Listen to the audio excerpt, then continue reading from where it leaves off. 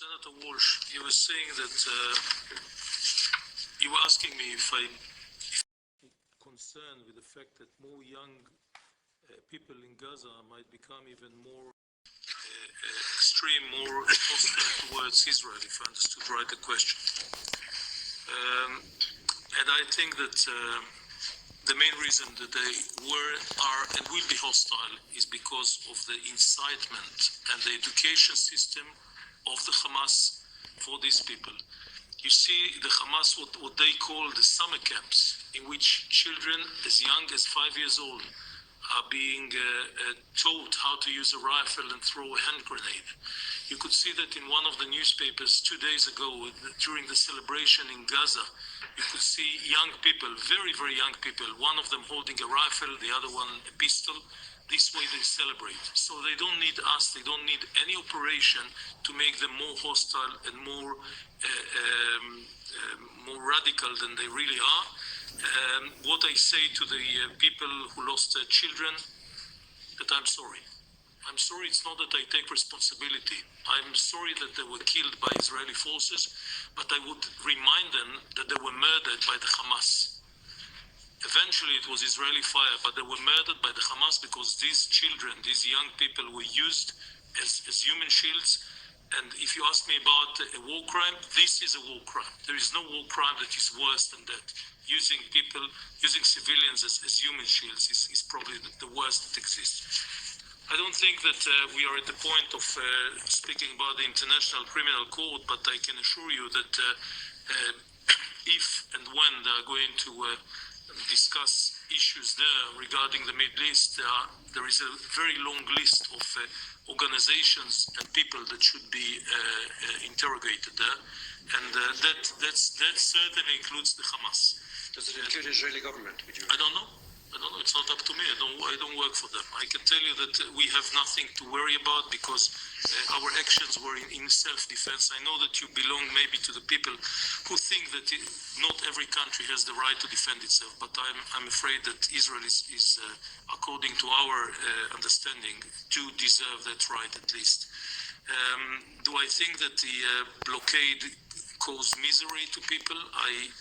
I think that the thing that we have to remember where it's all started. In 2005, Israel withdrew unilaterally for peace from the whole of the Gaza district. I mentioned that, and you can see it in my paper. Very soon afterwards, a flow of armament started getting for the Hamas in Gaza district by through the tunnels coming from Egypt, from the Sinai Peninsula, and through vessels. And this is why there is no port in Gaza, because if this port is going to be used to gain more armament and ammunition, then there will not be no port. This is why I mentioned time and again the issue of demilitarizing Gaza. If Gaza is demilitarized, then the chances for a port are very high, maybe even an airport, I don't know. But I think that if the Palestinians feel that the misery and the suffering was caused to them, they should pinpoint towards the Hamas that caused it. So when you ask me about this agreement, yes, signing an agreement is right, and implementing it is also right, but there are two sides for the equilibrium, and you cannot expect Israel to allow something that would endanger its very security.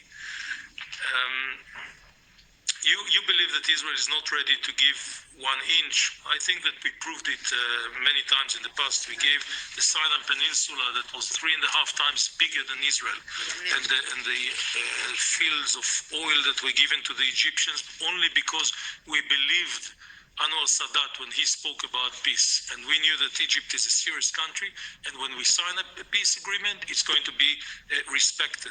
That is not the case today with our with the Hamas, and not yet with the Palestinian Authority. Even though I want to hope that one day we'll be able to trust them completely. So when you speak about not implementing the Oslo Accord, again, I repeat, there were 2 sides for this accord. Why does Israel keep on building in the occupied territories? I think we should ask ourselves, why do we use the wrong terminology and call it occupied territories? Where was it occupied from? Very simple. Please, let the ambassador without interruption, please. These territories were taken during a war of 1967 when Israel preempted the strike just before being attacked from three fronts. The result of that war is that we found ourselves with a lot of area that we never planned to have it. And what do we do with these territories? Actually, it was immediately after the war, our Minister of Defense at the time, Moshe Dayan, everybody remembers the name, suggested that we give back the land for peace. You probably remember or you may not, the three no's, the infamous no's of the Khartoum conference in Sudan, which said no peace, no negotiation, and no agreement with Israel. No recognition of Israel. That was the case. This is the reaction we received. And since then, we've been trying to solve the problem. The only card we have in our hands is these territories. And I said it, and I'm ready to say it again to the Palestinian ambassador, based on that, will be the future Palestinian state, as long as the Israeli security is guaranteed. Yes, I know we are obsessed when it comes to security. We are, but we have all the reasons in the world to be. Our people were, the destiny of our people was in the hands of others only 78 years ago, and we remember the results. We will not let it happen again. We have to make sure that we, our own IDF, our own army, our own government should protect ourselves, and this is what we are going to do from now on, always.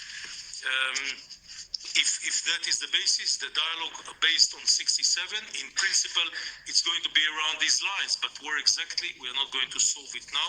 And I think that we have a bad experience with the Palestinians, because in the past, whenever we gave, the ambassador mentioned here maps, whenever we described the lines, that became the new starting point for another negotiation, like in a what we call a Turkish bazaar, in which you have to negotiate all the time. That we will not do. The Prime Minister Netanyahu said it time and again. He's not going to repeat the same mistake. Everything is going to be decided, would be discussed together, including and mainly the Israeli security, which is very important to us.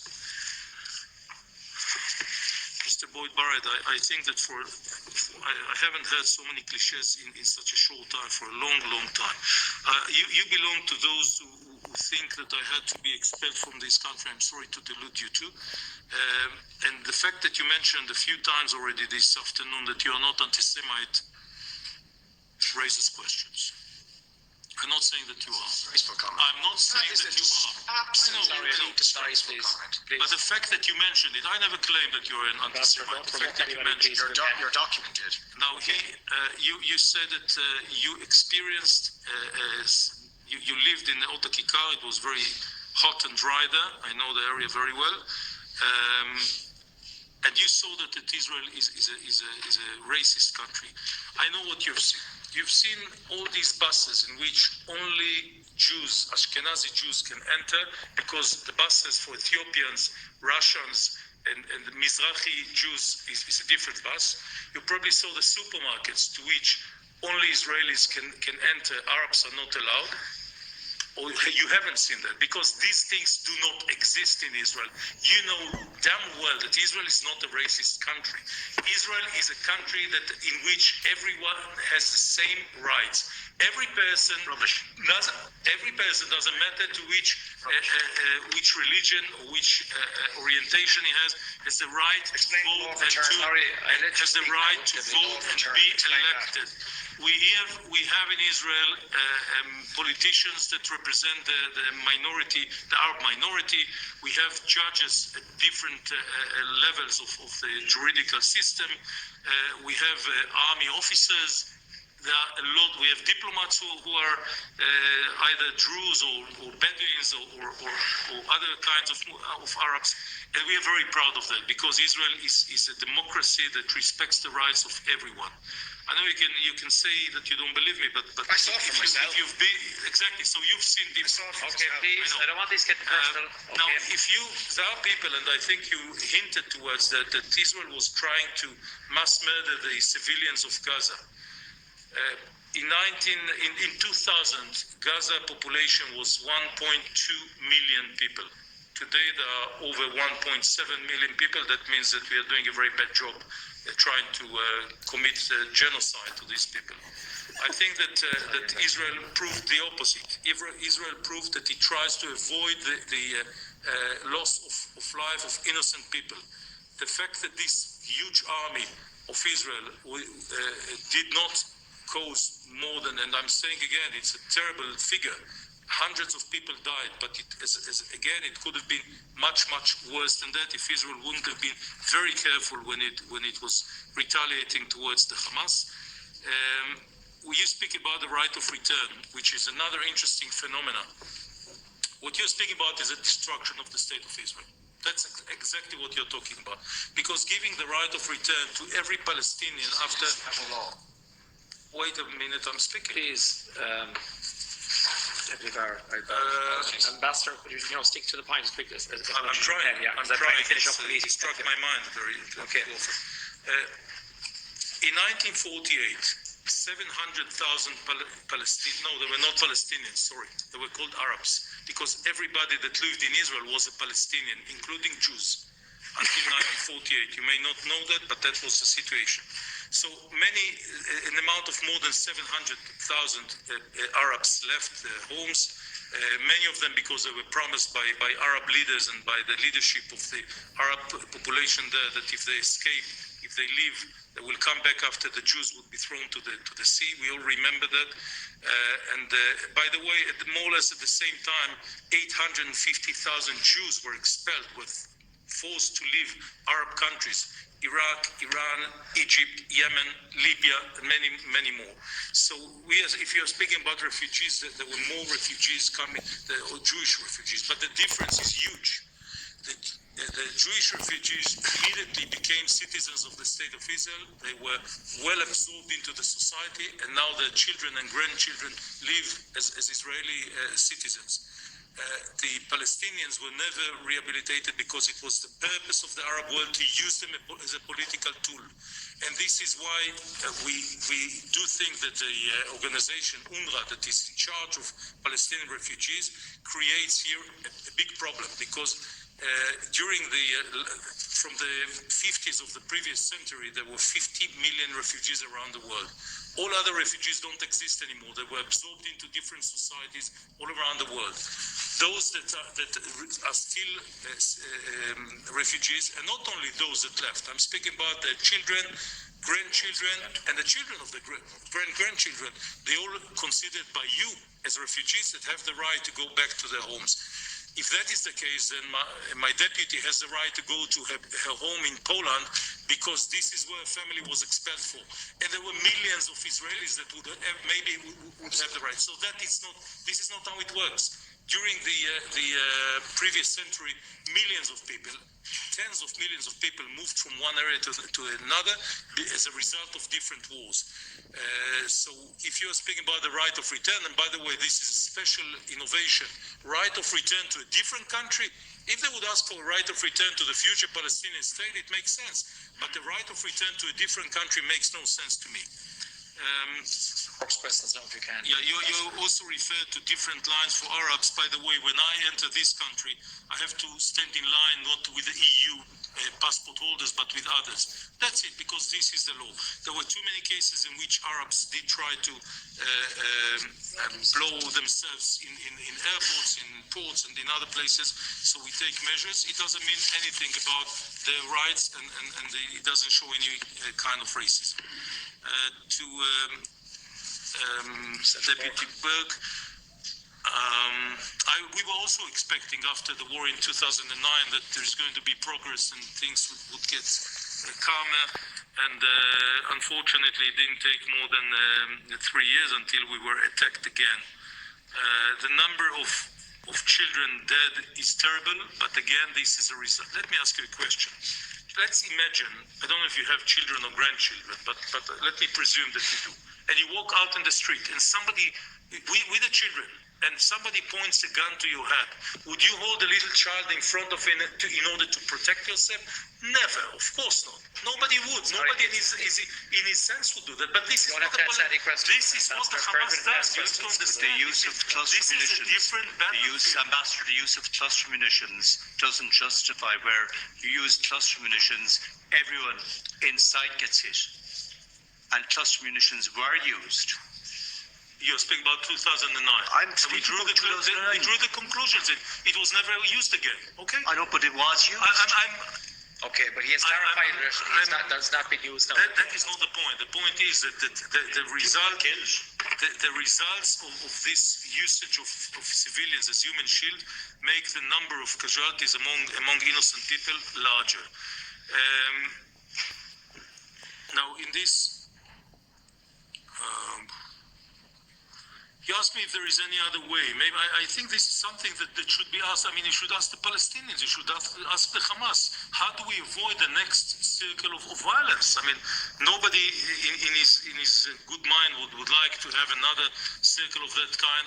As I mentioned before, there were people who suffered on both sides of the border. When it comes to war, those who suffer are the civilians, or in any case, this is something that we should avoid. I know that and as I showed you the example, as soon as the Hamas stopped shooting, there was no more fire, and this can happen in the future. The question is, if the Hamas is ready to disarm itself, and if the Palestinian Authority would be partner for that. Now you asked about the assistance Israel gives to the Palestinians. Maybe this is the opportunity to mention some things that was impossible to get to the media. The mother-in-law of Ismail Haniyeh, the commander of the Hamas in the Gaza district, was treated in an Israeli hospital. Now, I don't know, Ambassador, if you know that the wife of Mr. Abu Mazen, Mahmoud Abbas, was also treated in an Israeli hospital because of good faith, because this is how we believe that this is our job in the world. We try to save people, and Israel built, especially during the operation, a few days after the operation started, we built a hospital near the Erez crossing. We didn't get many patients because people were threatened by the Hamas not to go and not to get treatment there. But there were doctors with all the infrastructure that the hospital needs waiting for the people to come. So we are ready to help, and we do. And I mentioned the thousands of people that crossed the border between Gaza and Israel, that were doing that, many of them, in order to get treatment in Israel. So we do take our share. I know that it's not enough, and the international community will also have to help. Okay, thank you very much indeed, Ambassador. Sorry, no, I'm bringing the meeting to an end now. Can I just make one very short comment? Very short. Yeah, I want to be fair to everybody. Okay, I want to make 2 points. One short comment, please, if you can. Yeah, if you'll allow me. I just want to say that I wasn't happy with much of the answers you gave me. But you did offer me, I think, in a letter recently, exchange of correspondence, that we would meet privately. So I'm happy to postpone them up. The second point I'd like to make is I do welcome the fact that you're here, and you're aware of some of our strong views in relation to the issue, which aren't anti-Israel. You know, they may well be pro-Palestinian, but that doesn't follow that they're anti-Israel. And I welcome the fact that you were here to engage in this dialogue with us, and I think we should continue it. Okay, that's fine, Senator. You're making a personal comment there. That's important. Okay. All right. Listen, can I thank everybody?